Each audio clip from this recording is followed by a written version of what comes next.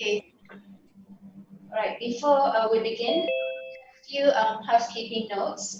So the host will off the audience mic throughout the session. If you have any questions, please type at the chat section and we will read them for you later. All right. Thank you for your kind cooperation and attention. Assalamualaikum and hello everyone. Welcome to our webinar. My name is Daliana from the Department of Social and Preventive Medicine, Faculty of Medicine. You are joining us today for a webinar entitled Epidemiology and Population Aging in the 21st Century by Professor Dr. Robert Cumming. Before that, I would like to introduce you to the moderator of this webinar, Professor Dr. Noran Nakiahari.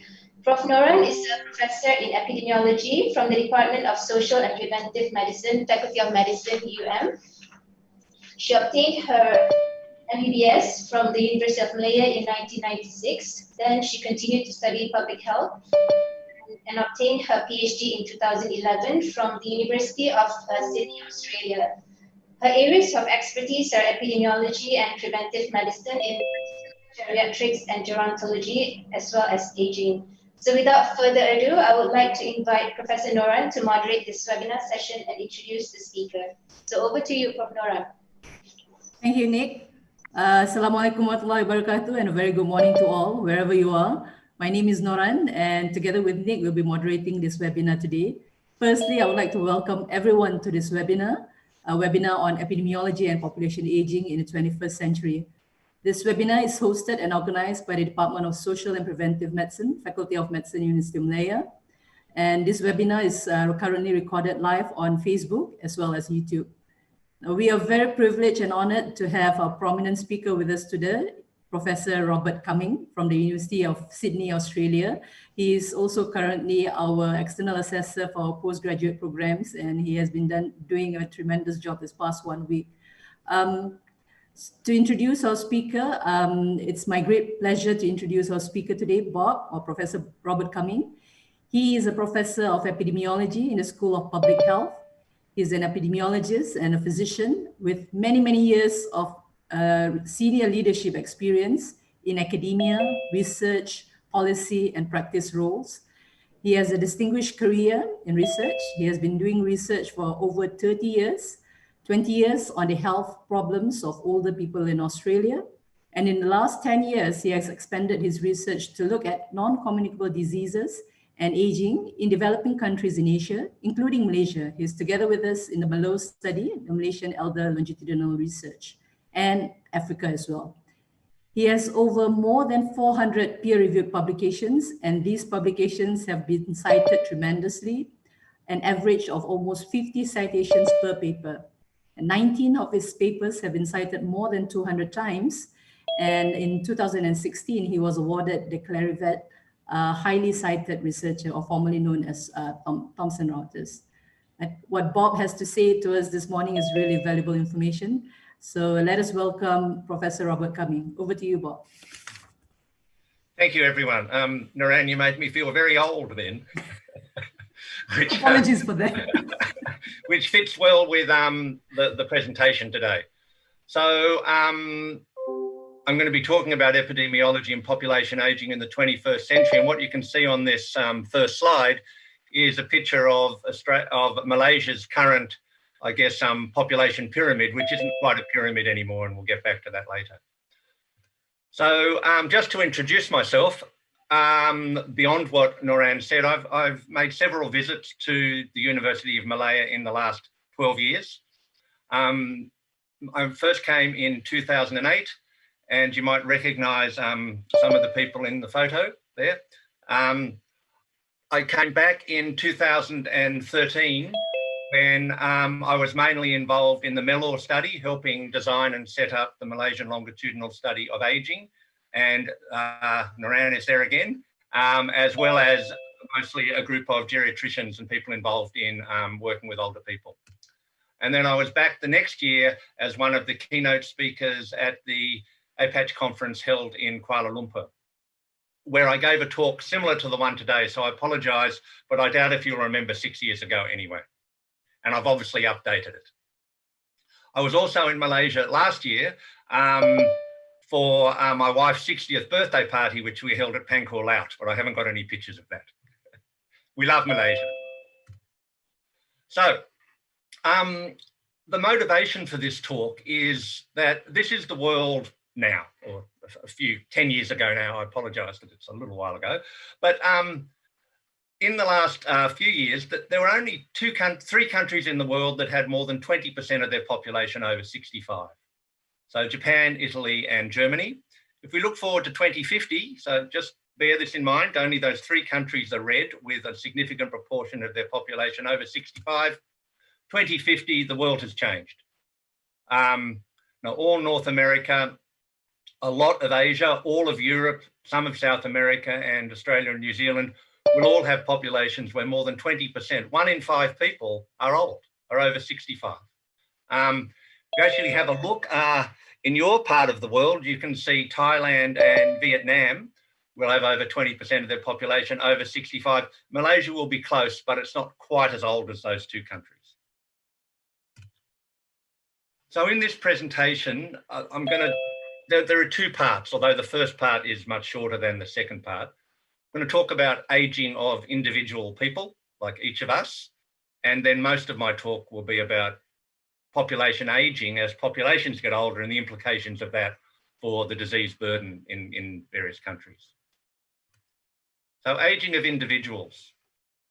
So this is Jeanne Calment, a French woman who died at the age of 122. And this is her on her 121st birthday. So she is the oldest person that has ever lived.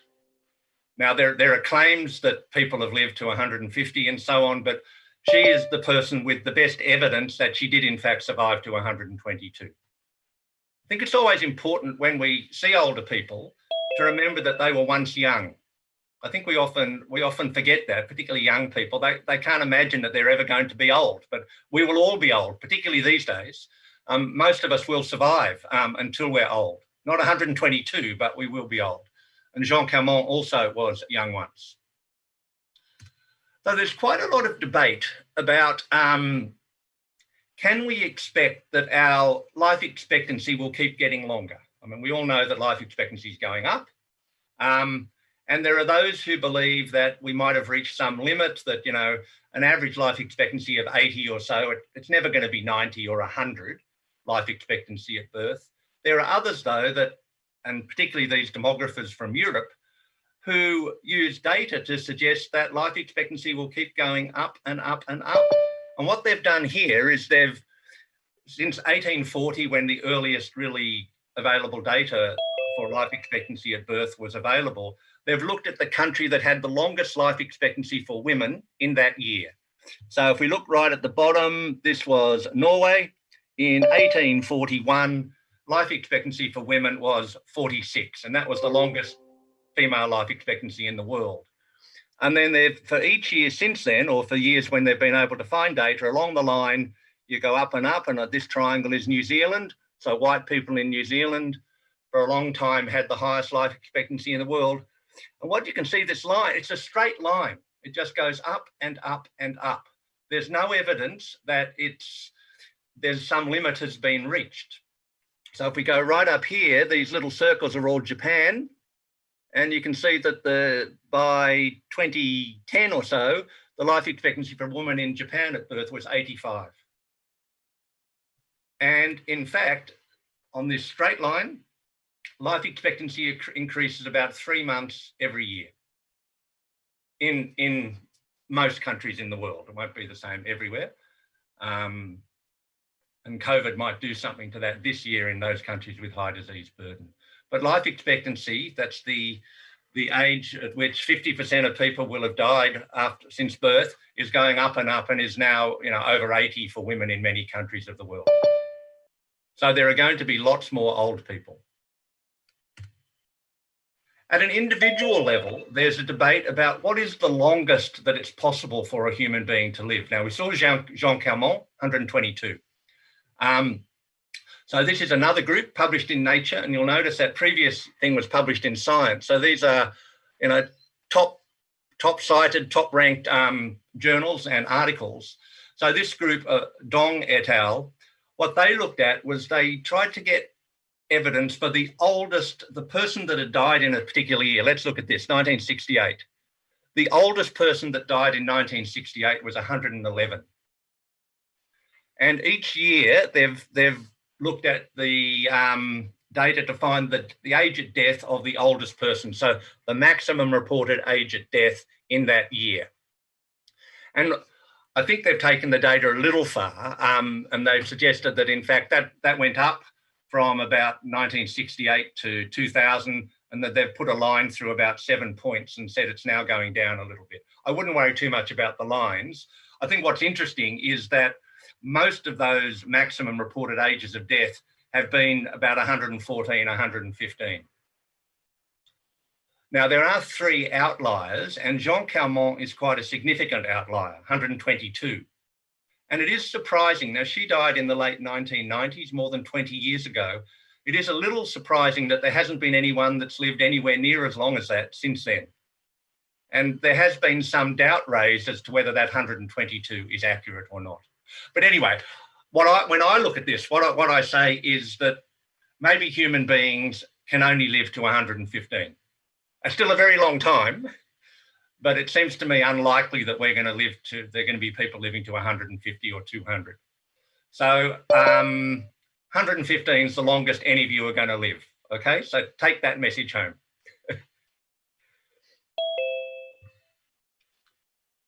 What is true, though, is that as groups of people get older, the range in their health status increases. So if we look at people in their early 50s and using the EQ5D, a good health-related quality of life measure, the range between the 90th centile, which is perfect health, at all ages, interestingly enough. So 10% of people over 85 rate their health as being perfect. But the range is just the range from 10 to 90% is from 0.71 to 1. As we go along and we look at the oldest age group of 85 plus, there's enormous variation in how people rate their quality of life. There's still 10% who say it's perfect, but there's 10% who rate it, or the 10th percentile is at 0.4. And we all know that. We know that there are 80-year-olds that run marathons, and there are 80-year-olds that live in nursing homes. And the older we get, the greater the heterogeneity of our health and physical and mental capabilities. So that begs the question, when does old age begin? So from a health point of view, that's an impossible question to answer, really, because, as I say, some 90-year-olds are very healthy, some are very unhealthy. And this is just a quote from the authors of the paper, the graph I just showed you. Chronological age is a poor marker of the health impact of ageing for a surprisingly large number of older people today, given that different people experience vastly different health outcomes at the same age. I sometimes think of this when it's been proposed that maybe everyone at the age of 85 or 80 or even younger, everyone should lose their licence. And the analogy is that at age 17, everyone gets their licence, and there should be an age limit, an upper age limit when everyone would lose their licence. But some 85-year-olds drive better than me, and some 85-year-olds probably shouldn't be driving. You can't just use you should try and avoid using a strict age cutoff for making decisions about what people can and can't do. And I'll come back to that with COVID right at the end of my talk. However, for a lot of decision making and for a lot of reporting, you probably do need a definition of old age. And these are the 2 most commonly used. OECD, and this is a direct quote, the elderly population is defined as people aged 65 and over. And 65 is probably the most commonly used age in developed countries. The UN has a younger age, lower age limit, and it says older persons are those aged 60 years and over. And I think that's a more commonly used cut point in developing countries. But, certainly in Australia, most 65-year-olds are still in pretty good health, and many are still working. But it's a useful administrative cut point. And also in the slides that I'm going to show you in the rest of the talk, Some of them define old age as 65 and some of them as 60. So I've labelled the slides, but just beware of that. And whenever you hear people give data about older people, just check whether they're using 60 or 65. Okay, now, as I've hinted, one of the reasons we need an age of old age is to decide when retirement age is. And it's interesting that the first old age pension in the world was introduced in 1889, so that's 130 years ago in Germany, by Otto Bismarck. And he said, those who are disabled from work by age and invalidity have a well-grounded claim to care from the state. Now, in 1889 in Germany, there weren't very many old people, and Germany could easily afford to provide a pension for the small number of people that were old. And in fact, he initially defined the retirement age as 70. And certainly there weren't a lot of people over 70 in Germany in 1889. That was subsequently changed to 65.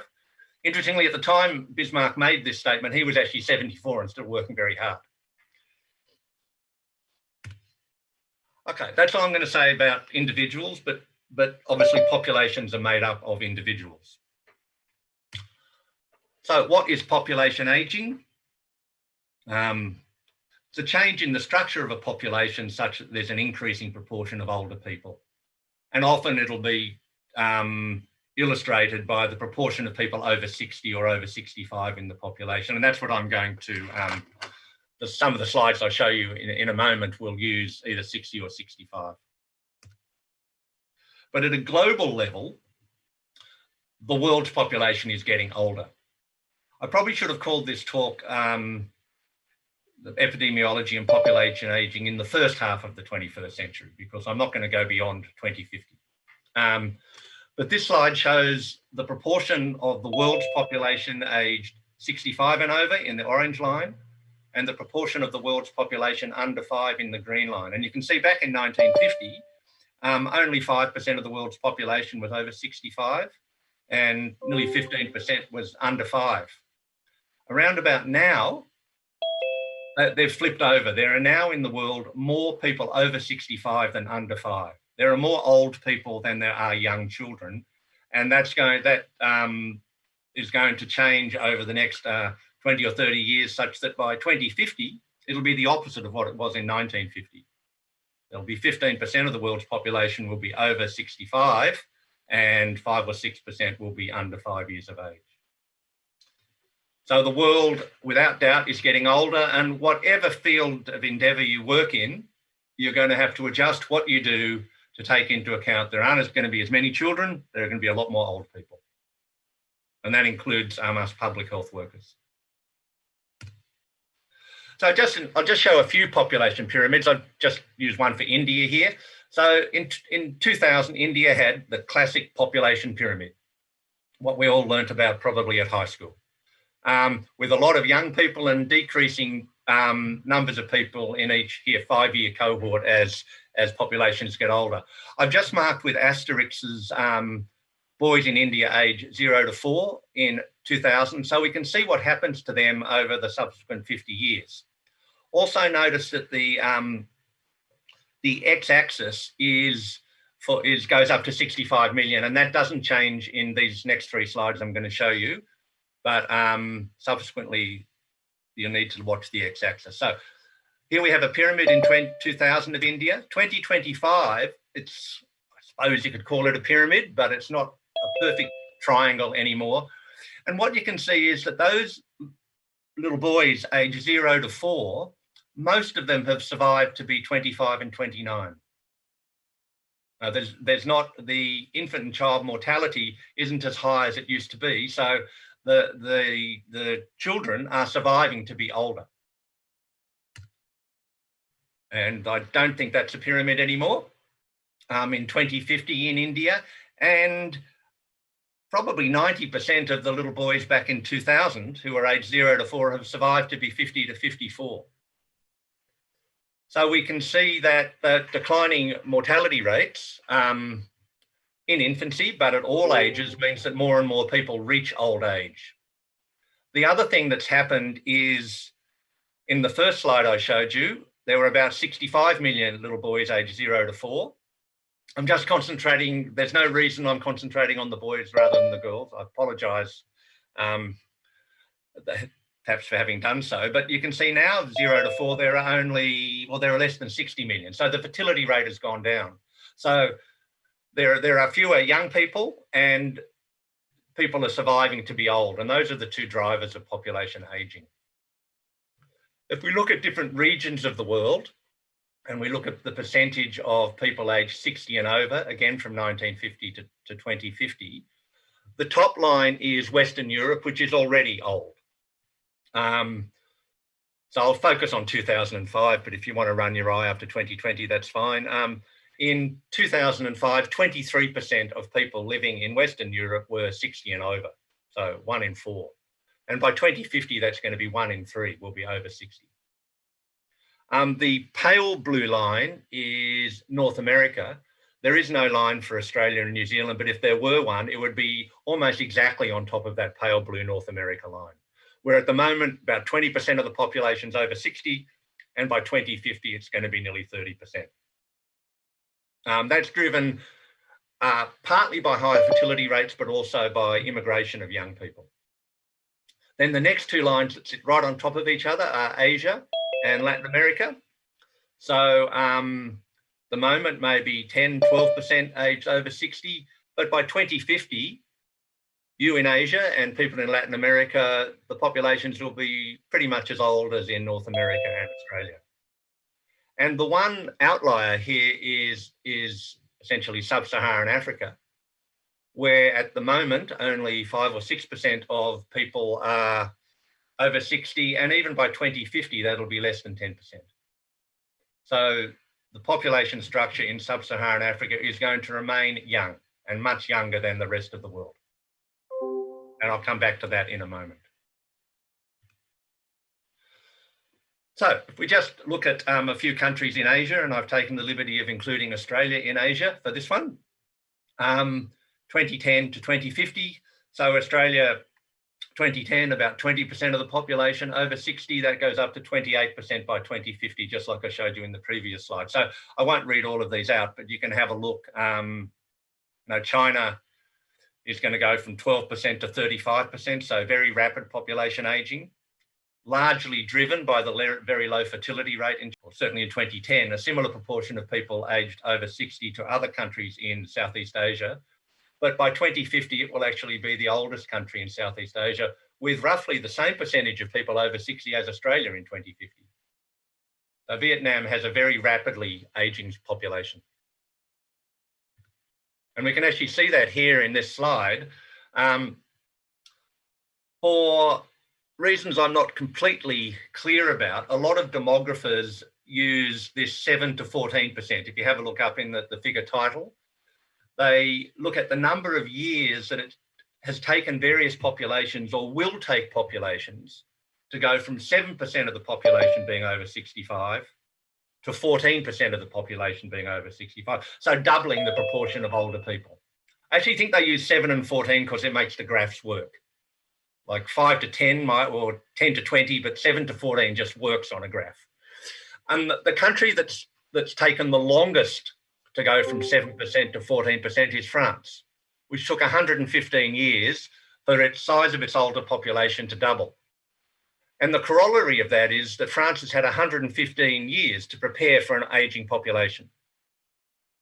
And in general, the developed countries, the countries that were developed in the 50s and 60s and so on, have aged their populations much more slowly and have had much longer to develop health systems and social security systems to cope with an ageing population.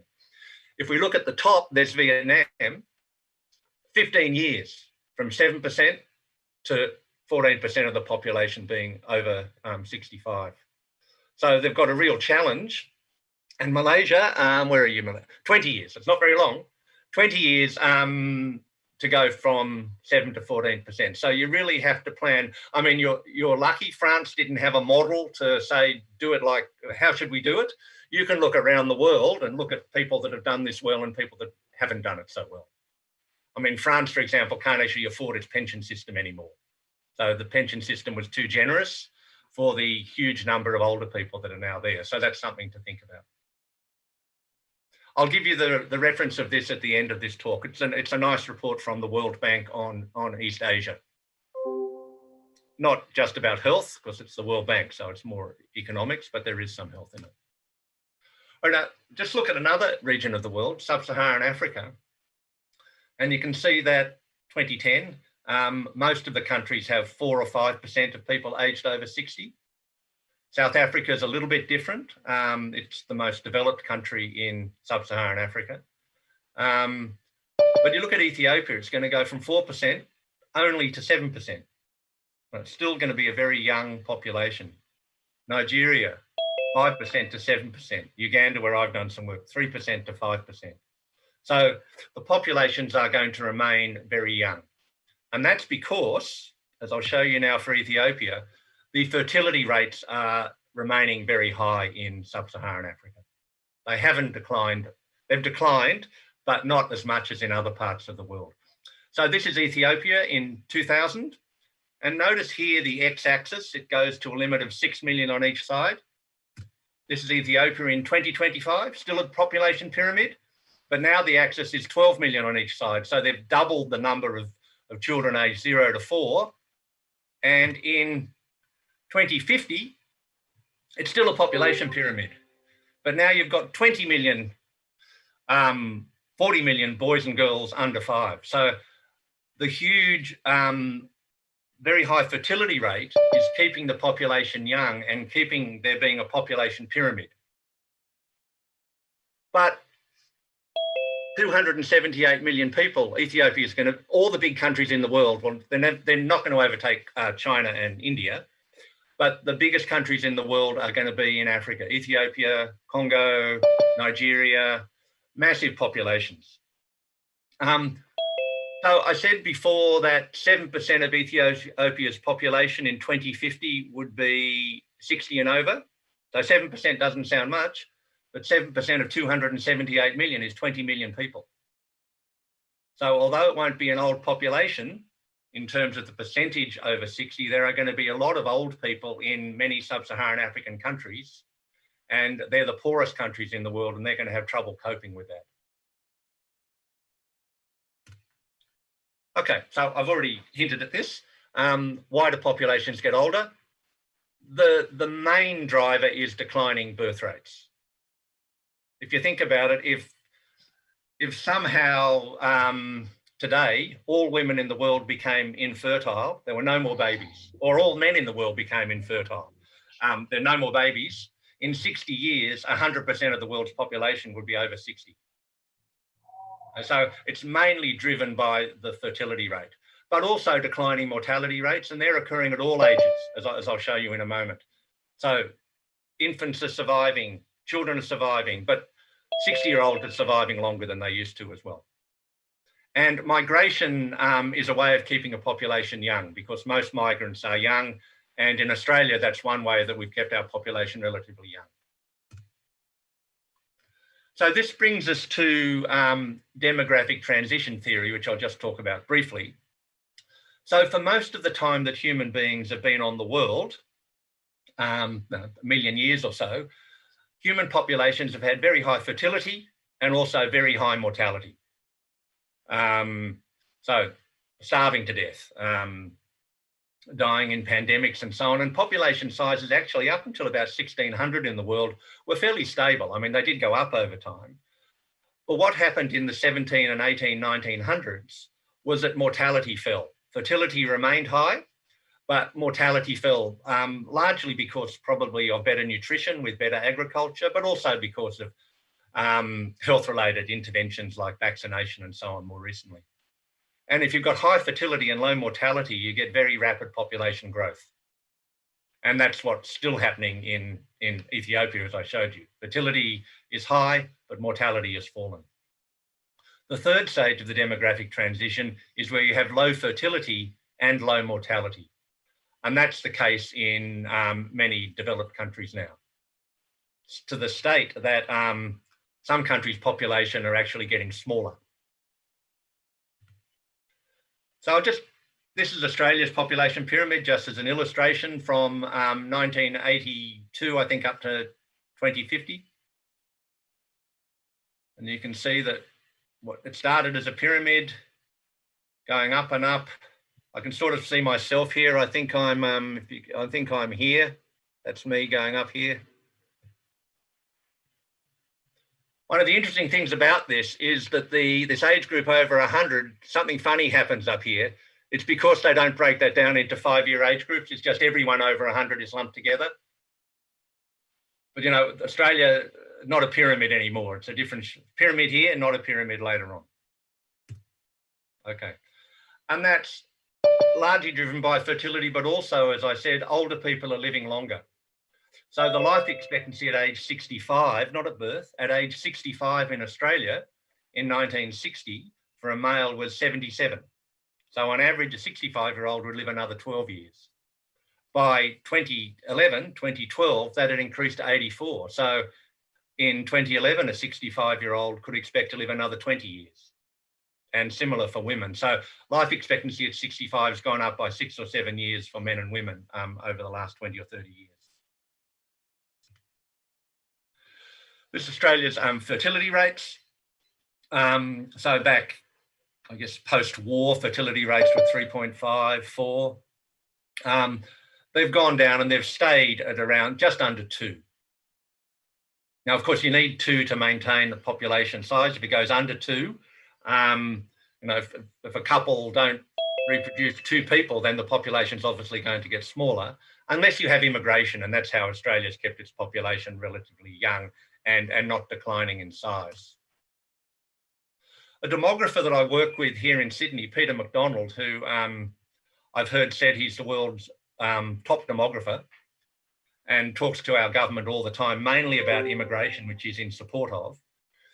He's looked at total fertility rates in different countries in the world, mainly developed countries, so richer countries, and divided them into 2 groups. And he's divided them into group 1 countries where he feels the fertility rate is high enough or has the potential to be increased enough that the populations won't get smaller in size. So even though you know, Australia's fertility rate is 1.8, so it isn't 2, with immigration and with some policy lever changes, that could be increased enough so Australia's population doesn't decline in size. He reckons if you get to a total fertility rate below 1.5, you're in real trouble, that your population is going to eventually disappear. And a number of these are the countries on this side. And when he did this, and I don't think it's changed, the place with the lowest fertility in the world was Shanghai. He just chose a Chinese city. So obviously Shanghai is not going to disappear because people come in from rural areas, but the fertility rate in big Chinese cities among couples is very, very low.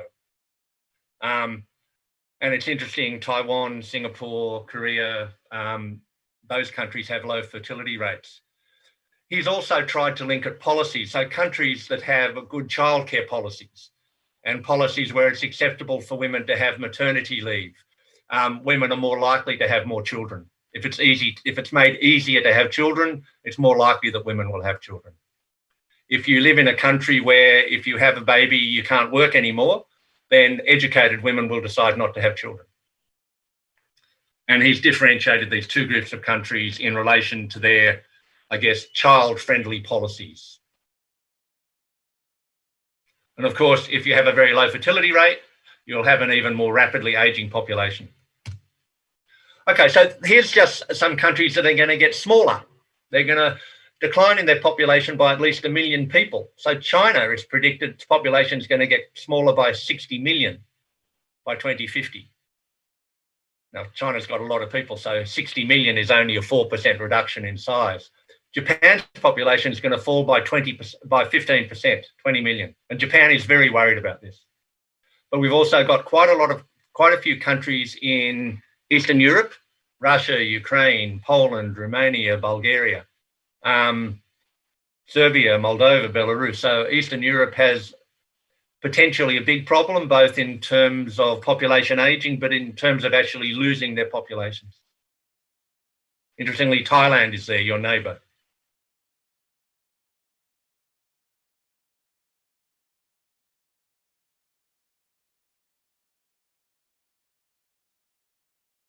in lockstep with the demographic transition and explains the demographic transition. So this was proposed in 1971, and I'm going to come back to this in the last part of my talk and just show you that it probably needs some modification. But Omran talked about an initial stage in the world, going back hundreds of thousands of years, where there were a lot of plagues that might kill 30% of the population. You know, the Black Death in Europe in the Middle Ages killed 30% of people. Huge numbers of people died. And famine, when huge proportions of populations died. So as those disappeared and pandemics disappeared in stage 2, we then had the current stage, which is where chronic or degenerative disease, or NCDs, dominate. I'll say a bit more about that age of receding pandemics, because we're currently in a pandemic, aren't we, at the moment? So. And I'm just going to quickly show you from data from the Global Burden of Disease. I really like the cover of the 2010 Lancet, so I'm going to use this data. I know it's a tiny bit old, but it still makes the point. We can actually see the epidemiologic transition if we just have a look at the distribution of various diseases, of causes of death in different parts of the world. So in Australasia, all the top 10 causes of death, apart from pneumonia, which is third from the bottom, are degenerative diseases. You know, they're all NCDs or chronic diseases, whatever you want to call them. You know, infectious disease is not important, and even now with COVID, although that's important, it's not going to be one of the top 10 causes of death in Australia this year. And the pneumonia that we're talking about here is actually pneumonia in elderly people related to flu, and I guess now related to COVID. If we go to South Asia, so this is mainly India, you can see that there are infectious diseases there, pneumonia, diarrhea, TB, but there's also the heart disease, stroke, and so on. So this is very much the double burden of disease that we talk about. If we move to East Africa, and this is still the case, the top 4 causes of death in East Africa are HIV/AIDS, pneumonia in children, malaria, and diarrhea. So all infectious diseases. And TB is still in the top 10. And just I'll quickly show you these slides because I love them. This is from the Global Burden of Disease report from the people in Seattle, the Health Metrics Institute. Don't worry about all the colours. Each column represents the number of people that died in that age group. So the first column is the number of deaths in East Africa among little babies aged 0 to 6 days. And over here, it's the number of deaths among people aged over 80. So you can see in East Africa, most of the deaths still occur in children under 5. If we move to South Asia, so India, Pakistan, Bangladesh, and so on, there's a shift to more and more deaths occurring in older people, and those deaths are the degenerative diseases, but still quite a lot of children dying of mainly infectious diseases.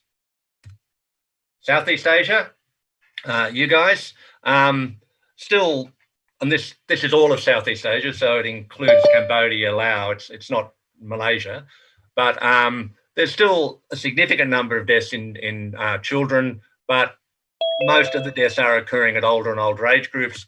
And if you come to Australia and New Zealand, you know, very few children die. You know, that's just down here.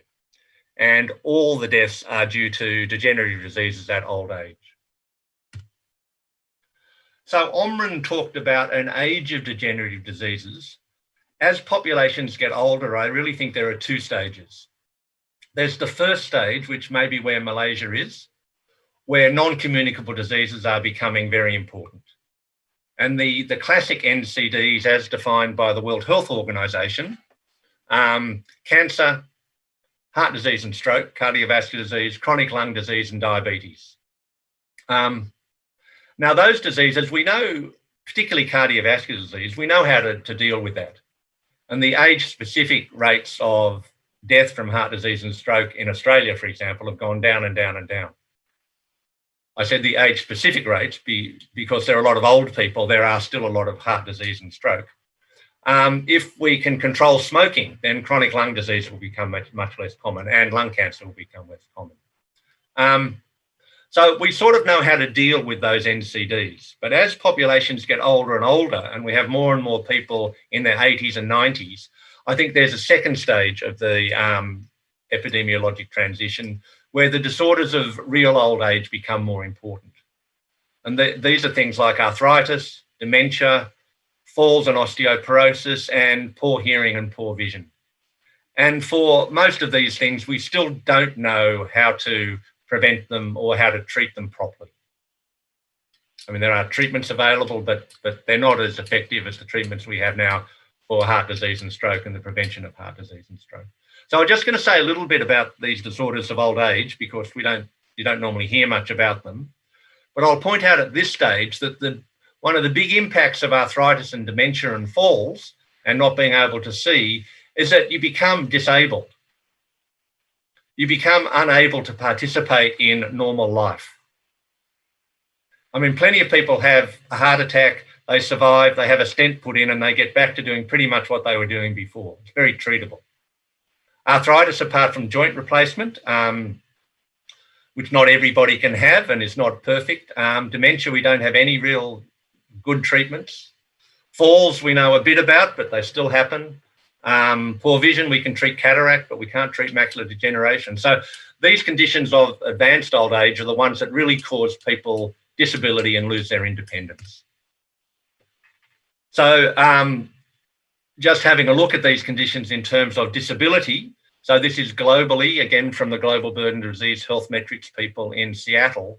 In people over 70 globally, you can see the arthritis conditions up here, back pain, osteoarthritis, other musculoskeletal conditions. You can see hearing and visual impairment here, see falls over here, Alzheimer's over here. Now, COPD, stroke, ischemic heart disease and diabetes remain important, but these other things start to dominate in terms of disability.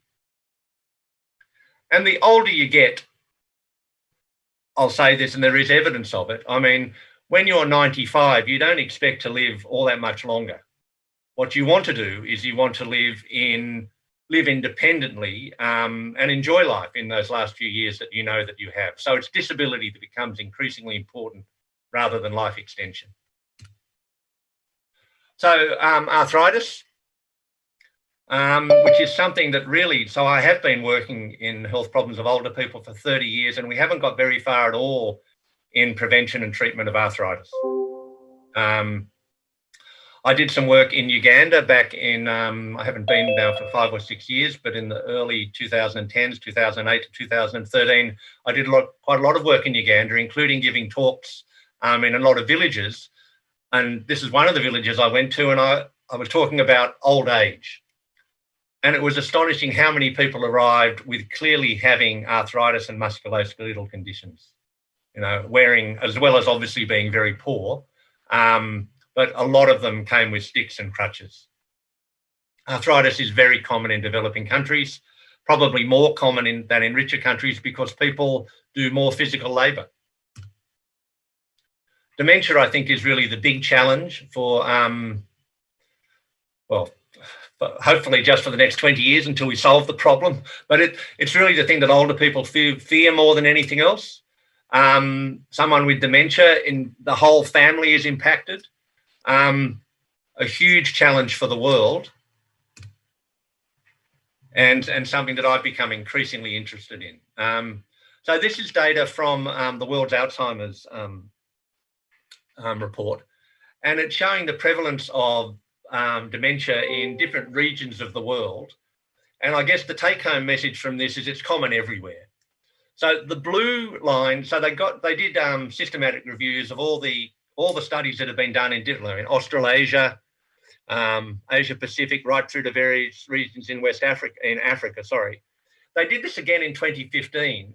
And the reason why it looks like dementia has become much more common in West Africa is simply because there are now more studies with better estimates. Looking at these is not to say, gosh, dementia is becoming, exploding in West Africa. It's simply now that we've got more studies. In 2009, they probably only had one study, and now they might have 4 or 5. I guess what strikes me is that in all regions of the world where there have been reasonable studies, 5 or 6% of people over 60 have dementia.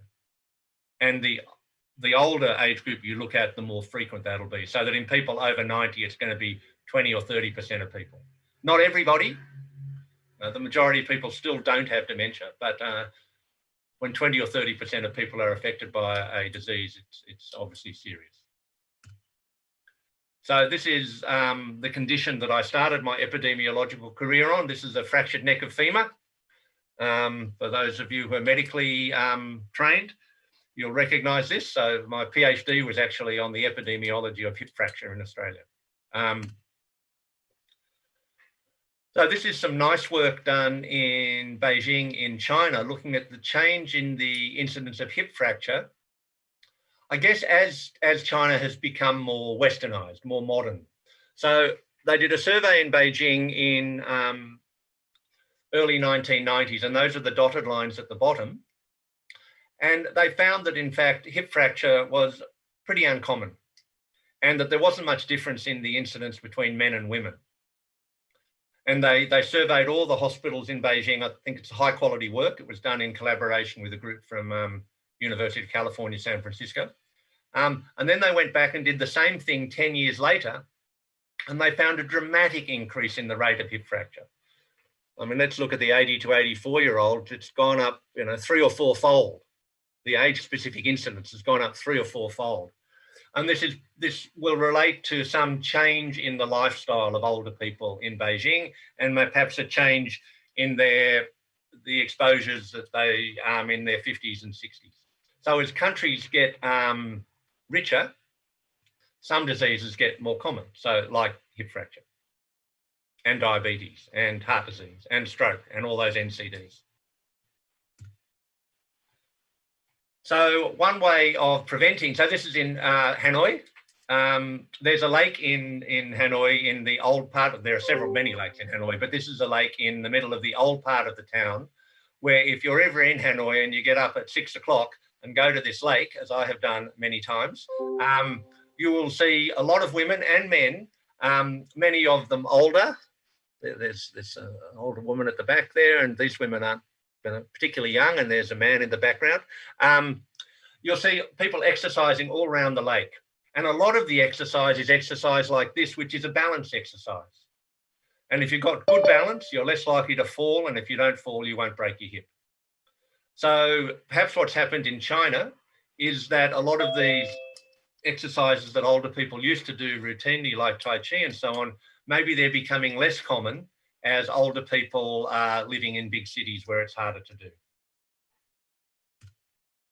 Okay, I'm just going to say a few words about the Blue Mountains Eye Study, which was the first big epidemiological study that I was involved in this is about an hour and a half, 2-hour drive west of the University of Sydney. Beautiful spot, really beautiful spot.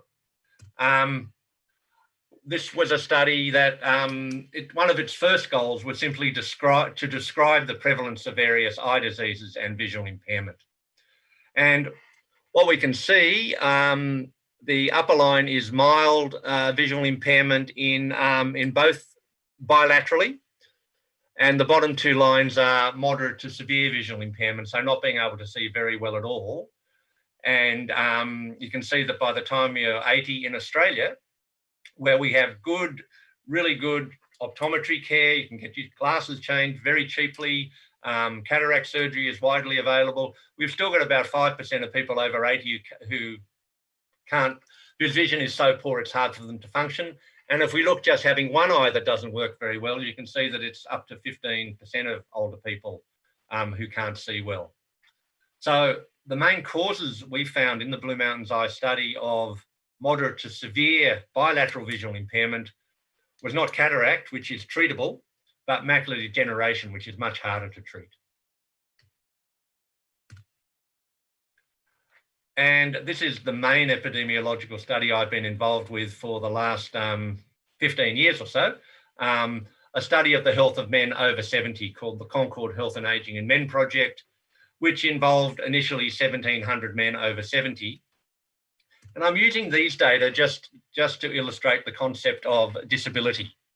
So I'm not looking at diseases anymore. I'm looking at what are called the geriatric syndromes. These are the things that really matter to older people as they get older. Poor mobility was having trouble walking across a small room without help. Recurrent falls is falling twice or more in the previous year. Urinary incontinence is obvious, and dementia. And I guess the two things that stand out for me here are, firstly, among Australian men in their 70s, very few have these problems. So although they might be chronologically old, I think most Australian men in their 70s, they're still fully functional, contributing to the community, looking after their grandchildren, still working, playing golf and so on. It's really only once you get into the mid-80s that these conditions begin to be common. Also looked at frailty, which is defined in various ways, but we've used probably the most widely used definition from Linda Fried in the US. Again, you can see that frailty is uncommon in people, in men in their 70s, and really only becomes common in the late 80s. But by the time men in our study anyway were in their 90s, you've got nearly 50% of people who are frail. That essentially means they're weak, can't walk very far, have trouble carrying things, and this can lead to all sorts of problems like nursing home admission and so on. Okay, I'm just going to finish off. So the epidemiological transition is the shift from mainly infectious to mainly non-infectious, non-communicable diseases, age of pestilence and famine, age of receding pandemics. Then I've talked about the ages of degenerative diseases, NCDs, and the disorders of real old age. But are we now seeing the re-emergence of pandemics? I guess the answer is yes. So when Omran came up with his epidemiologic transition in the 1970s, that was before HIV, or before HIV was a global problem. And HIV is still a huge problem in sub-Saharan Africa. It's still the #1 cause of death in East Africa. I think some of us think that HIV is a problem that's been solved. Well, it hasn't been. Although SARS and Ebola, I don't think, meet the definition of a pandemic in that they didn't affect lots of countries around the world, they certainly affected countries around the world. When I went to Africa during the Ebola outbreak in West Africa, even though I was in East Africa, when I came back to Australia, it meant I had to be screened more because I'd been to Africa. And then we've got HIV, H1N1 and COVID, which are true pandemics. Just quickly about swine flu, it was actually less likely to affect older people, possibly because they had some immunity from a previous flu outbreak 50 years ago or so. We often think that HIV doesn't affect older people. I think there's this assumption, I don't know, that older people don't have sex or something. Anyway, so my PhD student at the time, Joel Negan, he and I looked at all the data we could get for sub-Saharan Africa on HIV in older people, and it was difficult to get because most research stopped at 50. And we actually found, and we used 50 at the time as defining older people, and that is the case in the HIV academic world. We found that there were about 3 million people over 50 with HIV in sub-Saharan Africa. The prevalence in this age group was about 4%, which wasn't much different from the 5% in people 15 to 49, where all the emphasis was. And that of the 21 million people in sub-Saharan Africa, the adults with HIV, 15% were over 50. So it was a significant problem in people over 50. And I'm very proud of this paper because it really contributed to a change in thinking among people working on HIV, that indeed people in their 50s and 60s do get HIV. Okay, so just to finish up with COVID. So in Australia, we've had, I think as of today, 110 deaths or so. So actually our data up until the last 2 weeks was very similar to Malaysia. Unfortunately, we've had a major outbreak in the state of Victoria, and our picture's changing. But so far, there haven't been many deaths from that new outbreak in Victoria. But up until 2 weeks ago, a picture was very like Malaysia. Our numbers were very similar. Australia's got 25 million people, which is similar to Malaysia, so really remarkably similar. But I'm showing you this slide to show the age of the people that have died in Australia. This isn't a rate, this is just the number. So you can see that most of the people that have died in Australia have been over 60. And there aren't very many people over 90 in Australia, and yet there've been a number of deaths in that age group. And only 3 people under 60 had died. So just looking at this, I think you can say COVID-19, at least in Australia, but all through the world, is a disease of old people. It might infect younger people, and some of them do get sick, but the people that are most severely affected are older people. So I'm going to claim COVID-19 is a disease of older people. And if we look at case fatality rates, it's probably a little bit out of date now because it's about 3 months ago, but COVID moves very quickly, but I don't think this will have changed. A nice paper only published recently in JAMA, but published as a preprint a little while ago, just looking at case fatality rates. So if you look at in Italy and in China, which were the most affected countries initially, and if you look at the case fatality rate in Italy, so if we start at 30 to 39, you've got 0.3%, then 0.4, 50 to 59, 1%, 60 to 69, 3.5%. It goes up exponentially with age. So it's old people that are most likely to die of this disease. And similar in China, going from 1.3% in 50-year-olds, 3.6, 8, so doubling with every 5 years, with every 10-year age. So COVID-19 and older people. I think this is my second last slide. Older people are much more likely to be severely affected by COVID-19 and are much more likely to die. So that's a fact. But we have to be very careful about ageism here. A lot of talk in the literature about, well, maybe if hospitals are overwhelmed, we won't treat anybody over, I heard it mooted as young as 60. But using age alone as the basis for deciding who we will and who we won't treat if hospitals are overwhelmed. I think that's very dangerous because we know about the heterogeneity of older people. There are some 80-year-olds that are very fit and healthy and some 80-year-olds that aren't. So I think when deciding whether to treat an old people who's sick, very sick with COVID-19, we need to use the same principles that geriatricians use all the time when they're deciding how to treat a very old person. The treatment will be different if someone's living in a nursing home with severe dementia. Sure, you may not try quite as hard. But for an 80-year-old that's still running marathons, you should try just as hard as you should in a 40-year-old. At the other end of the spectrum, there's a lot of talk about, well, we should protect older people. They're at greatest risk. We should force them to stay at home. Lock them into their house so they don't get sick. I think, again, that's very dangerous. We should give older people information that they are at higher risk, but let them choose what they want to do. And for public health workers like us, one of the big challenges is that we have to convince younger people who increasingly know they're not going to die because none of their friends have died. We have to convince young people to social distance, mainly to save the lives of older people. And that's a challenge, certainly a challenge here in Australia. So just to finish, I'm just going to show you 3 reports that are worthwhile looking at if you're interested in this topic. So WHO had a nice report on ageing and health in 2015. This is the World Bank report on ageing in East Asia and the Pacific. And the United States Census Bureau has a nice report on an ageing world. And with that, I'll finish. Terima kasih banyak.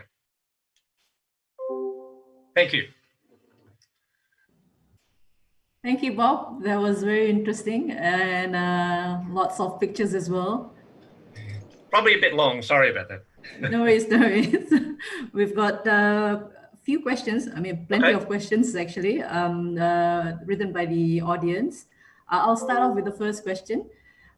This is from Corinne Teo, and she's asking, you've done a lot of research, and with the data that you've shown on the different cutoff points for older people, has there been any biochemical markers for aging? And if there is, could you explain a little bit more about the biochemical markers? So there've been attempts to find a good, we usually say biomedical marker, but a good marker of aging, that something in the blood that tells us how biologically old a person is, and none of them are any better than the chronological age. I mean, the best predictor, although it's imperfect, the best predictor of how long you're going to live is how old you are today. I mean, and then you can take into account the history and so on. But if you just want a single thing, it is your biological age. When I was involved in eye disease research, so cataract, some types of cataract are inevitable, a bit like hearing loss. They're inevitable as you get older. dementia is not inevitable, but thickening of your lens is inevitable. And I tried to prove, my hypothesis was that the depth of your nuclear cataract would be a better predictor of mortality than your chronological age. So a marker of, but it wasn't. Chronological age was still better. So yeah, no, we don't have such a thing. Okay, next one. Okay, so next question is, we have a question from Dr. Karani here. So related to the defined age of older persons, what does those definitions mean in administratively defined retirement age? As the Malaysian retirement age is currently at 60 years. 60, yeah. So I'll just go back from that question a tiny bit, because many countries no longer have a retirement age. So certainly in Australia, there is no retirement age. There are incentives to retire at various ages. So the pension that we have in Australia, the age pension is only available for poorer people.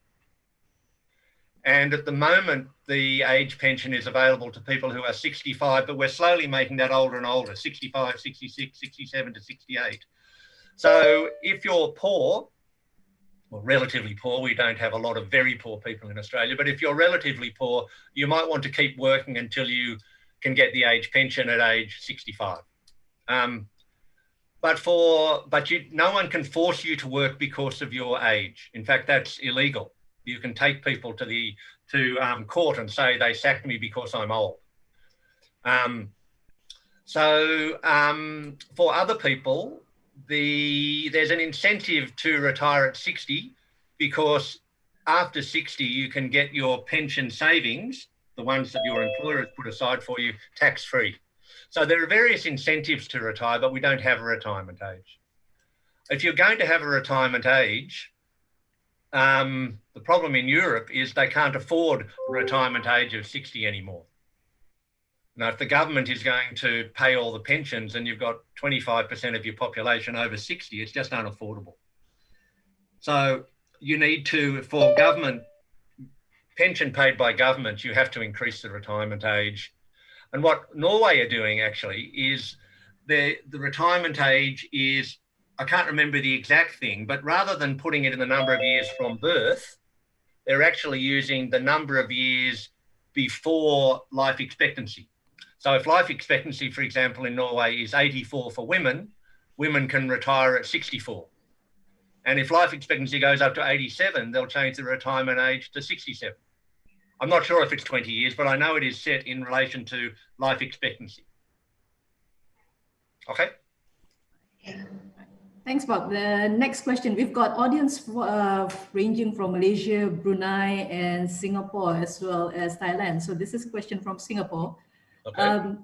You've put up a lot of data, interesting data, comparing countries with regards to the demographic situation. So what are the challenges getting cross-national related big data sets on population aging for comparable purposes, especially to look at the historical trends, and how do we address these challenges? So demographic data is actually surprisingly easy to get. And a lot of what I've shown that demographic is the demographic comparisons. They come from the US Census Bureau. Now, it's, many of us, including me, are often critical of the United States and some people in the United States. But I guess because America has been the dominant global power for the last 100 years, they also have collected a lot of data about many countries around the world, and so in demography, they're the leaders. And so you can go to their database online, the US Census Bureau database, go to the international section, and you can pick any country in the world, and you can look at the age structure of their population since 1950 with predictions up to 2050. And you can also look at fertility rates, mortality rates, a whole bunch of data. Basic demographic data is very easy to get. Thank you, Bob. Comparisons of health-related data are harder. I mean, there's a global burden of disease, people, obviously, but when you're trying to compare, rates of disability, there is no single data source. You need to search the literature and find what you can. All right. Thank you, Prof. So we have another question here from Susan. So since Malaysia only have about 20 years to reach population aging, how can we prepare our health system to cope with this demographic change? Well, I could say that's your challenge. I guess, so in the health system, I'm sure that now you're very capable of treating people with the sort of diseases that older people get. I'm sure you have very high quality cardiac care and so on. So I think in the acute setting, you're probably well prepared. I think a bigger problem will be possibly things like the health information systems, whether they're capturing all that information. And I suspect in Malaysia they are, I don't know. But I know that in poorer countries, like in Myanmar, the health information systems are still very focused on infectious diseases and diseases of mothers and children, which may be appropriate in Myanmar, although they also have an ageing population. So there are things like the health information system, availability of treatments for hypertension and diabetes. I guess availability of things like joint replacement therapy, which particularly hip joint replacement therapy is very effective and needs pretty good. So they should be widely available. So that's on the medical side. So an increasing focus on the NCDs. I guess you also need to have support services for the very old with mobility problems and cognitive problems. Now, that support for such people are traditionally provided within families. And I know in Myanmar, where I was last year, it's still predominant. Well, the claim is that it's still predominantly provided. We don't have a lot of data, but it's still provided by families. So older people, grandparents live or great-grandparents live with their children and their grandchildren and their great-grandchildren. But as countries modernise and people become better educated and both partners in a relationship work, that becomes much more difficult. And I'm not sure where Malaysia is at the moment in that, but in the future, it will be harder to provide care at home for very disabled older people. And so you've got to work out a model for that. Now, we have a lot of nursing homes. I hate nursing homes. For 30 years, I've been saying nursing homes are just, who would want to live in a nursing home in Australia? And if you ask older people, they dread it more than getting dementia. Now, they would rather be dead, many of them, than live in a nursing home. So if you're going to have institutional care for older people, you have to make it a nice place where people want to live. Be able to bring in their own furniture, make it easy for their family to visit, make it feel like a home, not like a hospital. Or ideally, though, you would provide home services for people. If the family can't provide the service, then there should be home care workers that can provide a lot of that care. It probably is a little bit more expensive than a bad nursing home, but it's so much more humane. And I guess the final thing is, I don't know much about your pension system, but as more from the financial side of things, as the population gets older and there are fewer people working and paying taxes, then the country has to work out how to support that. I think my obvious reaction to that is that we really need another seminar or webinar to look into the issue more in detail, because there's a lot of questions asking about how do countries actually prepare for aging population. Yep. There's another one. I think we've got a lot of information given by Datin Jacqueline Wong. She has put up a lot of data and information. She's from Brunei. Thank you, Datin. Yeah, she's also a part of our audience here. And look at the group chat for those who want information. She has put up a lot of information, especially on dementia. And there is a question on dementia. Yep. So with regards to the NCD, especially mental health issue and dementia is going to be an issue on aging population. So how do a country prepare, or what constitute a good mental health surveillance, especially for the older adults, especially in related to indicators? What kind of indicators can a country pick up or follow through so that one is prepared to look into this issue? It's really hard. I don't think any country does that well. I guess at a minimum, when people are admitted to hospital, with whatever they're admitted with a broken hip, they're admitted with pneumonia, but try and record their cognitive capacity. In Australia now, we're now introducing a mandatory policy for hospitals to be accredited, that everyone, I think it might be over 60, as well as having their temperature taken and their blood pressure taken, needs to have some sort of simple cognitive assessment done, like a mini mental state exam. It's not mandated which test you use, but that everyone should have their over 60 should have their cognitive status assessed on admission to hospital. Now, the reasons for that aren't so much for keeping an eye on the overall statistics on cognitive impairment. It's more that if you're admitted to hospital with a broken hip and you already have dementia, your care is going to be much more complicated. You might tell the older person, well, don't get out of bed. They will get out of bed if they have dementia. Also, they're much more likely to get delirium when they're in hospital, which is a huge problem in hospital. So monitoring cognitive impairment among people in hospital is something that's increasingly being done.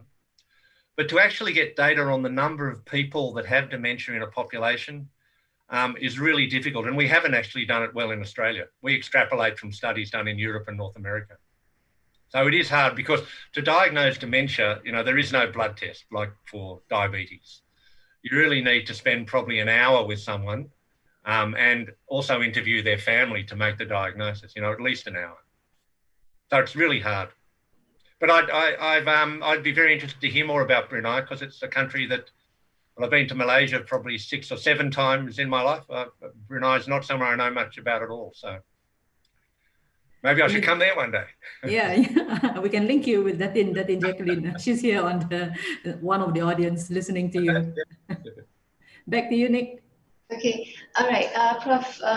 There's a question on community engagement programs for elderly people. So this one participant, Dr. Razita from Unimas from Sarawak, she wants to know if there's any community-based project in Australia focusing on elderly people that you can share with us. Does that question mean, are there activities that older people can do in order to get them out of the home and keep their body and mind working? That's sort of like group activities. Yes. Yeah. There are various ones that exist, but I suspect Malaysia might do that already better than Australia. I know with Noran, we went and visited years ago. We visited a group of older people that were working together in a community hall, and it looked wonderful. So in Australia, I guess we have. We do have groups, although they tend to be better educated groups where people get together and either one of the group will make a presentation, maybe 20 or 30 people come together for a talk. I've given talks to such groups. A lot of older Australians, certainly those in their 60s and 70s, play golf. So and lawn bowls. So a very sort of English Australian thing. So a lot of people go to the bowling club and the golf club, and even if they don't play, that is a place where large numbers of older people will get together. So these are older people that can still get out of the home on their own.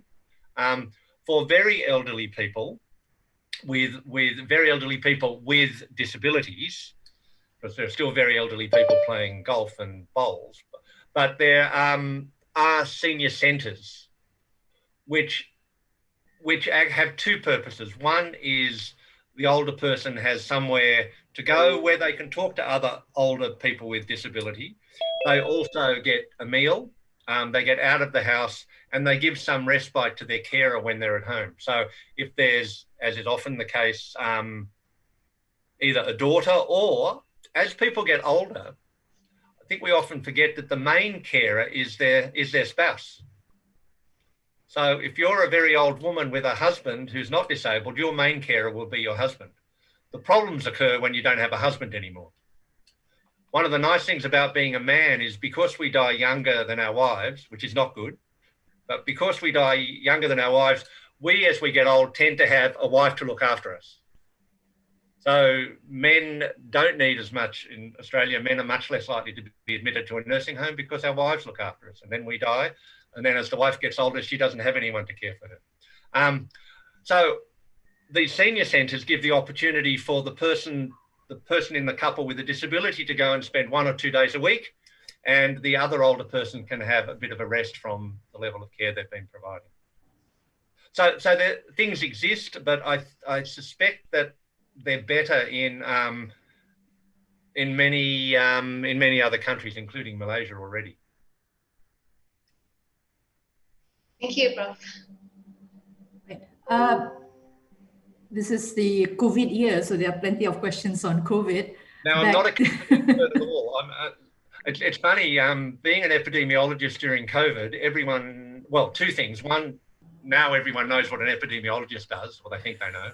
Whereas in the past, if you tell someone you're an epidemiologist at a party or somewhere, they have no idea what you do.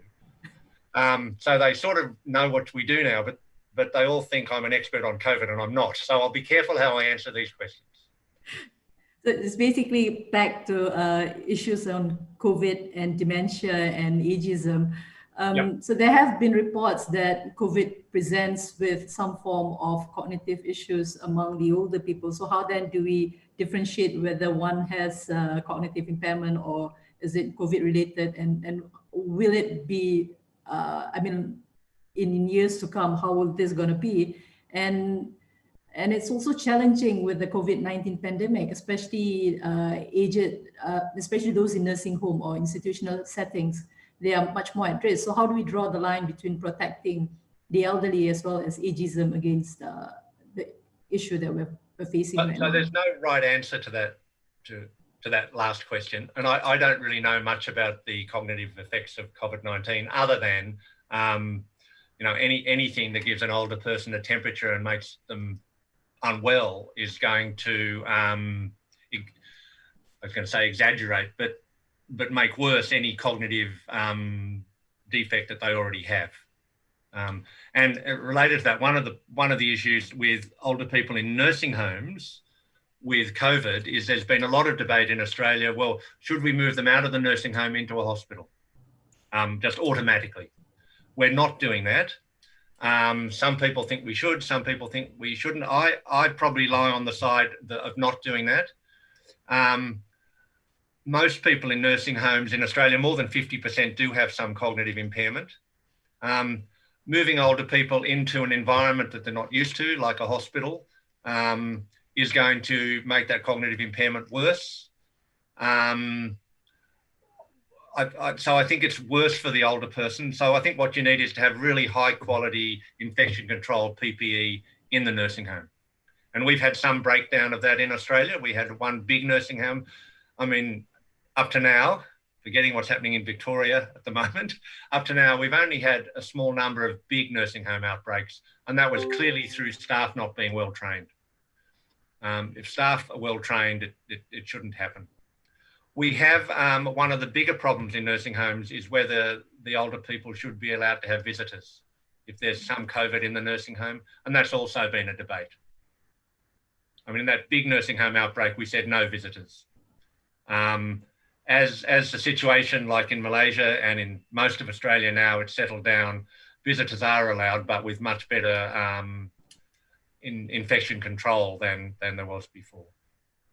It is a challenge, isn't it? I mean, if we really want to control it, then I guess as soon as it's diagnosed, the people would be taken and put in hospital. Now, in Malaysia, I think people with COVID-19, once they're diagnosed, are asked or mandatory have to go somewhere else. We're not doing that in Australia. If you're positive and you're well, you self-isolate at home. So you're only admitted to hospital if you're sick. So it might be different in Malaysia, but in general, the people stay in the nursing home, and I'm happy with that approach. Yeah, in Malaysia, for those who have been diagnosed with COVID-19, they are all put in the hospital or in the quarantine centers. Yeah. Except for now, those who will return back from overseas who are Malaysians who have COVID-19, they are asked to be quarantined at home. But I think that's going to change soon.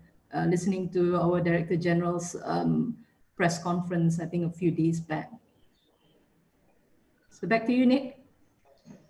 Okay, moving on to the next question. So this question is about funding. It's from Khairul Ashraf here.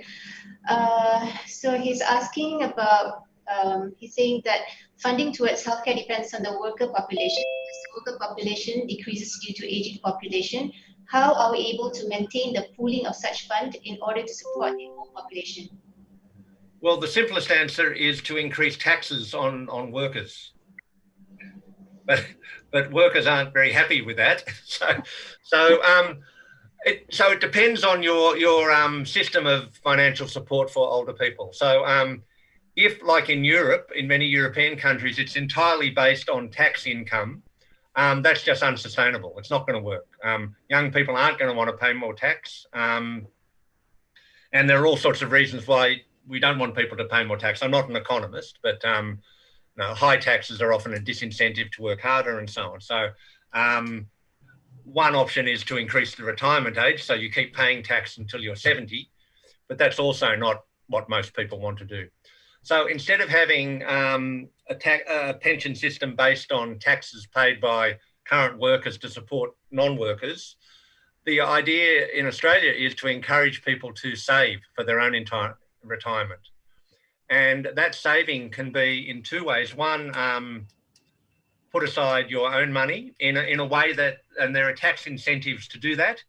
The money that you save, you pay less tax on than if you spend it. But also we have what we call superannuation, where your employer puts aside a significant amount of money that you can only access when you get to 60. So we call it superannuation. It has other names, I'm not sure. And many employers do this, but in Australia, it's mandated. Every employer has to, so if someone's being paid $100,000 a year, for example, the employer has to put $9,000, 9%, into a superannuation fund on behalf of that employee. And that money accumulates over time. It's invested usually well by the superannuation company. And then when you retire, you access that money. So it's a mandatory system of employers having to put aside at the moment 9% on top of the person's income into a savings fund. And that in Australia, that's working well. And I work with some economists who are much better, know much more about this than me. And they think Australia's system is among the best in the world, if not the best. Because pension is means tested, so it's only provided to poorer people who don't have enough to provide their own for themselves. So I'll recommend a superannuation system for everybody, not just for, even if you run a small business and you employ one person, you pay them whatever you pay them, plus you have to put 9% into a fund on their behalf. Thank you, Bob. There's a question on the services for the older people. You mentioned about nursing homes or institutionalized care for the older people in Australia. What other services are there? Can you explain a little bit more about the services available in Australia? So beyond, so in terms of health services, I mean, really nursing homes aren't really a health service. I mean, there's a bit of a debate now in Australia whether nursing homes should be there only for older people who are nearing the end of their life and who do need high quality clinical care. And that anybody who doesn't need high quality clinical care really should be cared for in the community. And that would be the ideal. I mean, there comes a time when for some old people, when they really can't be cared for at home anymore, with severe dementia, immobility, it's just not possible anymore. So then they do need to go somewhere, some sort of institution, which will be more like a hospital, and that's okay. We have a problem in Australia that the clinical care in nursing homes often isn't of a very high standard. So that needs to be improved. For other older people, main care is provided by general practitioners. So general practitioners care for older people, they refer them in the normal way. One of my concerns is that they often don't manage them taking into account, I guess, the complexity of the medical problems of an older person. So there will be an older person who has, I don't know, let's say, cardiac problems. So they get referred to a cardiologist. They have some gastroenterological problems. They might have a bit of a hiatus hernia. So they get referred to a gastroenterologist. their renal function isn't so good anymore. They get referred to a renal physician. So that many older people have 5 or 6 different subspecialty physicians.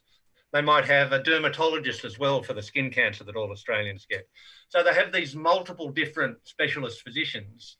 And that's, well, whether that's good medicine or not, I don't think it is, because they don't always all agree. And the cardiologist puts them on more drugs for their heart, and someone else puts them on more drugs for this or that. But it also means, and actually I'm in this situation myself with my father, who's 91. I think he has 7 specialists the last time I counted. Now, until recently, he drove himself to those specialists. He's not able to drive anymore. So I have to take a day off work to take him to the specialist. And my mother has to stay at home on her own all day, which she can, but in future, maybe she can't. So I think we need to be careful. As people get older, they have multiple conditions, and we need a different approach for them than 10 different specialists. Now, obviously, the alternative is a geriatrician who is a general or a general physician. You know, a good old-fashioned general physician. We don't have many of them in Australia anymore. The only general physicians we have are really geriatricians. And really, someone like my father should be seeing a geriatrician. But there are 2 issues. One, there aren't very many geriatricians outside hospital. So when you're admitted to hospital, you might have a geriatrician, but in the community, there aren't many. And also older people like my father don't want to see a geriatrician because they don't feel that old. They don't want to see this doctor that's only for old, frail people. They want to see normal doctors.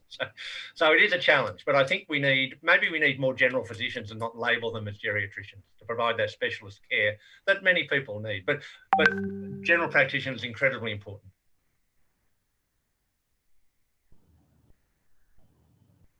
Okay. How are we doing? Good.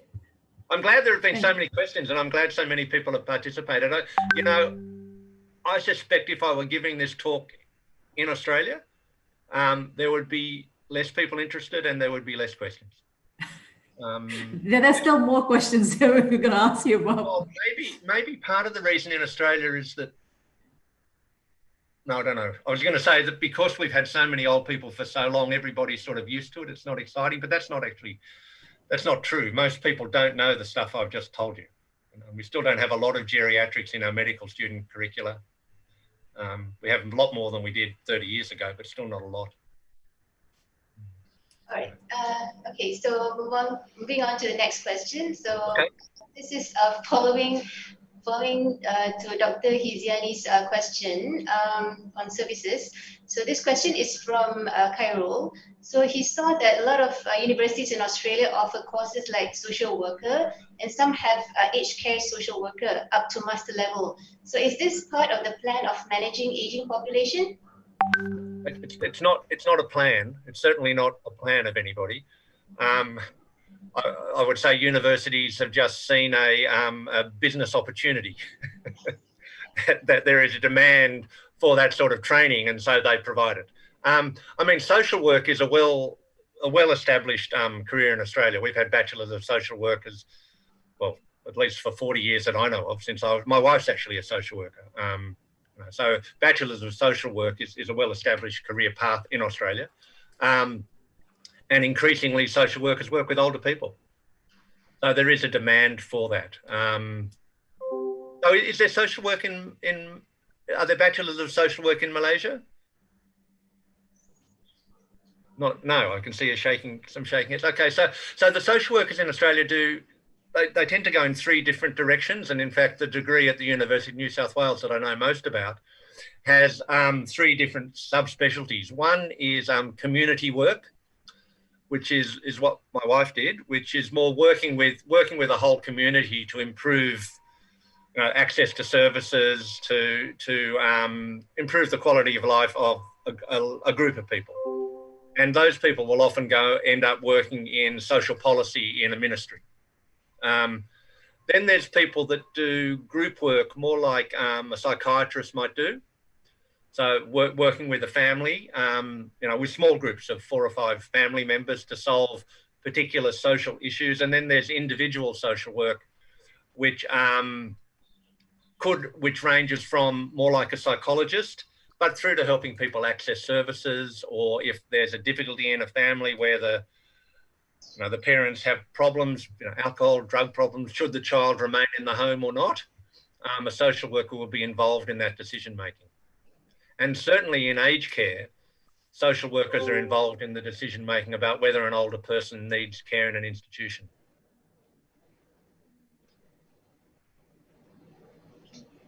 Thanks, Bob. So you need more social workers, without a doubt, by the sounds. Yeah. Yes, we do really need them. This is a question on caregivers. You mentioned just now about caregivers. The trends or profiles of caregivers are mainly spousal caregivers. Yes. And in your studies, in the CHAMP study on men, what roles do men play in providing caregivers to their wives or spousal caregivers? Well, it's a good question, Naran, because up to now, up until the last, so we're up to wave 5 of the CHAMP study. So we've got about 5. So we started with 1,700 men. For those of you who are epidemiologists, there are good and bad things about studying very old people. One is you get a lot of outcome events quite quickly. So, you will get a lot of stroke, you'll get a lot of deaths, you'll get a lot of fractures. The disadvantage is you'll have a lot of loss to follow-up because of death. So, if you go back 5 years later to a group of 70-year-olds, 20% won't be able to participate in your follow-up survey because they'll no longer be around. So in CHAMP, after 15 years, we're down to 500 men out of the original 1,700. And in this wave of CHAMP that we're just starting to analyse now, we're looking in a lot of detail about the care provided by men to their wives and by wives to the men. Up to now, all we've really known is whether or not they're providing care. So we do know that both from CHAMP and other studies that, yes, the predominant carer for old people is their spouse, and the second most likely carer is a daughter, which will be the same around the world, I'm sure. But we're looking in more detail at that now. One of the things that I regret not looking at earlier was providing support to grandchildren, which is quite common. Unfortunately, our CHAMP men are now in their, they're all over 82, and most of them have stopped looking after grandchildren. They now have great-grandchildren. So I don't really know the answer to that question other than anecdotally. And thanks, Bob. All right. So I think other questions have kind of been covered in your lecture. That's great. Yep. Yeah. Is there anything else from your side, Prof. Noran? Oh, yes, I do. I do have some questions for Bob. Back to more questions. I hope you don't mind. This is regarding the issue about dementia. You mentioned about dementia. Dementia is going to be one of the biggest public health problem. And one of the things that we don't have right now in Malaysia is how do we influence our government to come up with programs or preventive programs in dementia? And with regards to dementia, is early life approach the most important target? So for preventing dementia, the evidence is strong that probably the single most important thing is to control blood pressure in 40 and 50-year-olds. So that's probably the single most important thing. Probably obesity in that midlife period is also a strong risk factor. So I guess the sort of things that control heart disease and stroke are similar to the sort of things that will control dementia. I mean, the risk factors are very similar. So they're the key things. So good quality cardiovascular disease risk factor management in 40 and 50-year-olds. By the time you're 80, it's probably too late in terms of dementia. So that's the prevention. In terms of raising awareness or getting governments to do things, I think what happened in Australia is a couple of things. One is as the population as the proportion of people in the 80s and 90s goes up, it becomes obvious to everybody that it's a problem because people's parents have dementia. So the Minister for Health's parents will have dementia. I'm not sure how old your Minister of Health is, but it just becomes more clearly a problem. The other thing is advocates. So in Australia, we've had some really strong medical advocates for dementia that are always going to government and saying, you've got to do more, you've got to do more. So these are professors of psychiatry and professors of geriatric medicine who've really advocated for their disease, and they've been successful. There's now a lot of money for dementia research. 30 years ago when I started, very hard to get money for dementia. Now it's possibly the easiest thing to get research money for, actually. We have a national dementia policy. Each state has dementia policies. 2 or 3 years ago, I chaired a group that we put together guidelines for dementia prevention and management. So it's really got on the agenda, and I think it's the advocacy of a few key people, and just the fact that it's so clearly a problem now in Australia. Everyone's family has someone with dementia. I think coming back to that, the National Health Mobility Survey of Malaysia just released their data recently. This is for last year, and quite alarmingly, our prevalence of non-communicable disease, especially hypertension, diabetes, obesity, are all rising. And I can foresee that this is going to be a group that will be affected much later on, and intervention or prevention has to be started earlier, even at the age of 40 or mid adults, rather than waiting until they have reached the age of 60 years old, then only intervene. So I just want to get the message across that I guess we need to push for a dementia plan or prevention or dementia plan early, looking at what other countries have done. Yes. So I don't know if you know, Naran, but my wife does much more dementia work than I do. And she's actually been one of those advocates, I think, at government, within government for dementia, not from outside government, but within government. And she's been involved in dementia plans in Australia. And I won't volunteer her to provide some advice, but I'm sure she'd be happy to. Oh, we'll get her for the next webinar. I think that will be very good. The other thing, I guess one of the big things that prevents dementia is high levels of education in adolescents and children. So the better educated you are, the more you use your brain as you go through life, and the more you use your brain, the less likely you are to get dementia. It's not as simple as I think some Australians think of doing Sudoku when they're 80. Apparently doing a lot of Sudoku makes you very good at doing Sudoku. but doesn't prevent dementia. But being active and better educated people are less likely to get dementia. So all of us are at lower risk than people with only a primary school education. Doesn't mean we won't get it, but we're at lower risk. So as populations get better educated over generations, we'll see a decline in age-specific incidence of dementia. But because we've got more older people, we'll see an increase in the absolute number. So there have been studies now, I think definitely in the UK and Scandinavia, and I think the US, where they've actually compared the prevalence and incidence of dementia now compared to 20 or 30 years ago, and they've found a lower rate, age standardized rate. Once you adjust for the different age structure of the population, there seems to be a decline. And that may well be due to better education of the cohort effect of better education across the 20th century.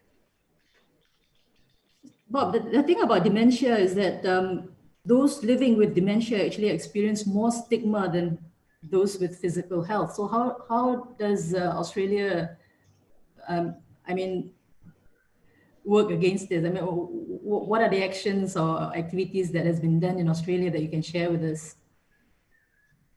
I'm trying to think. Yeah, there definitely is a stigma attached to it, although perhaps not as strong as it was, because more and more people have a family member with dementia.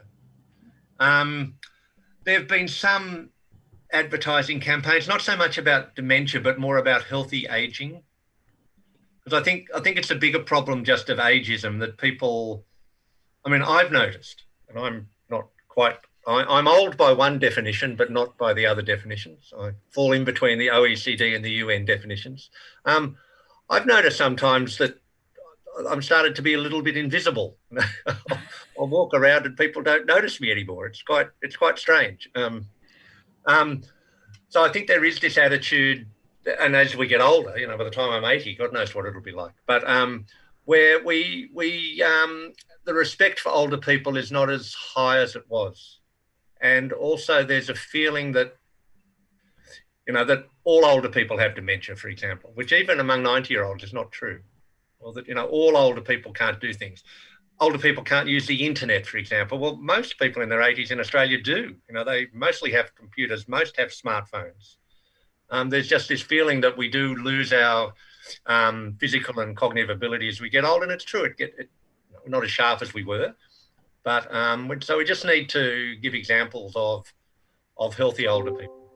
Being careful not to emphasise the marathon runners or the people that jump out of aeroplanes with parachutes, you know, that you see on television every now and then, but just more generally that most older people are still able to contribute to society.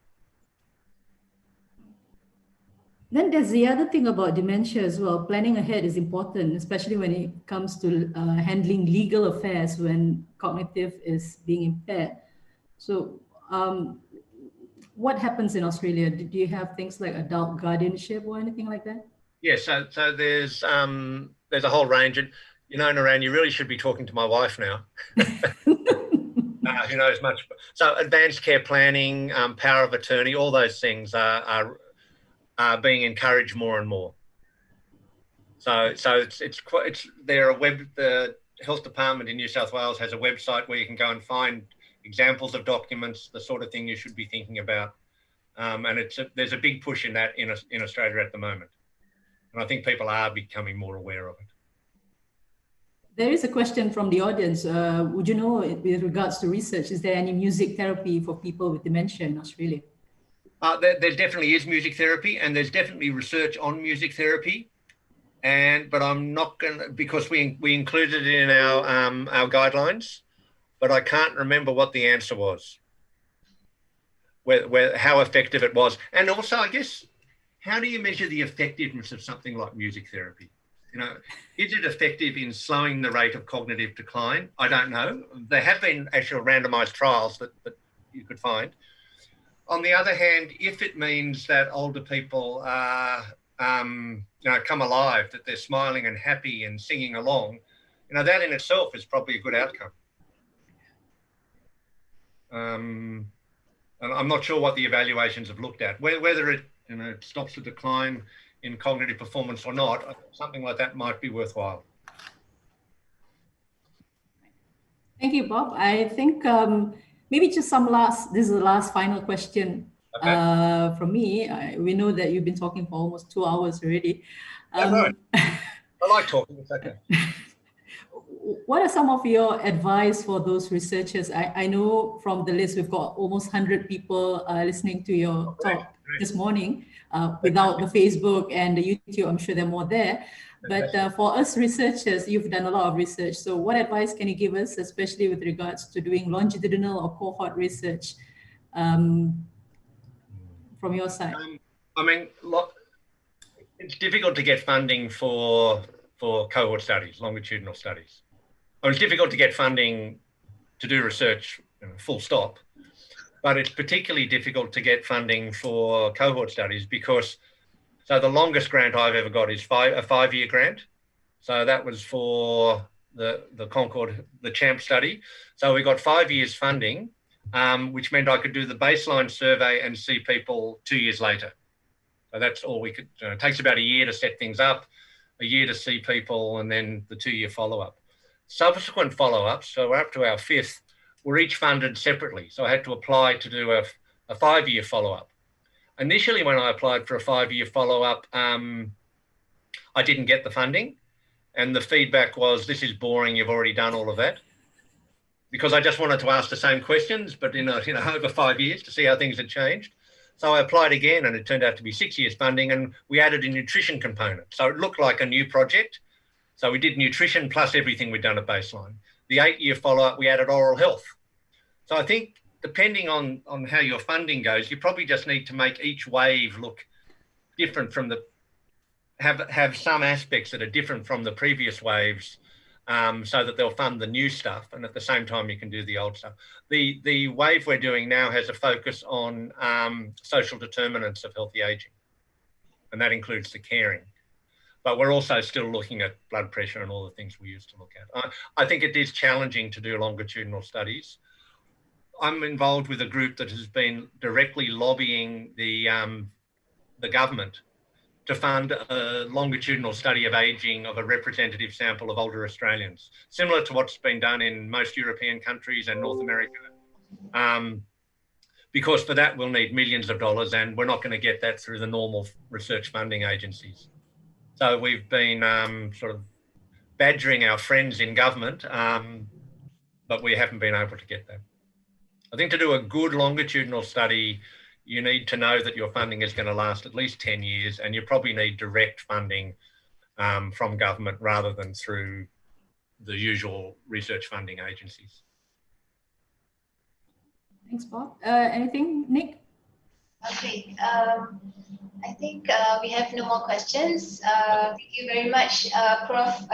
Robert Cumming, for the great lecture, and also Prof. Noran for moderating today's webinar. Okay. And to all the participants, we appreciate your attendance to our webinar. So we wish you a very good day and stay safe, everyone. Yeah. And thank you, everybody. I've really enjoyed it. I wish I could be in a lecture theatre with you, but I can't. And hopefully I'll come to Malaysia soon and enjoy the hospitality of your wonderful country. Thank you. Bye-bye. Thank you, Thank you, Prof. Bob. Thank you. Prof. Thank you, everyone. Bye-bye. Bye. Thank you. Thank you, Prof.